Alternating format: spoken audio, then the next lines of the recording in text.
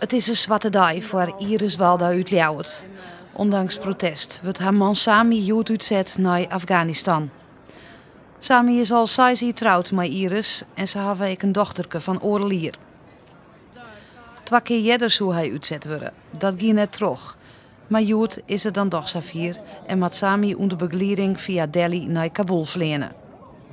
Troch flyers uit te delen om passagiers op Schiphol beziekt Iris nog vat te komen dat haar man uitzet wordt. Ze krijgt daarbij hulp van mensen van de stichting Speel uit Utrecht. Het moet stiekem, want flyer is verbeen op Schiphol.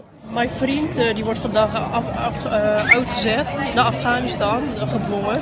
Zou je tegen hem willen zeggen dat hij gaat staan in het vliegtuig en niet de gordels willen omdoen? Zodat hij hun kunnen helpen om die vlucht te stoppen.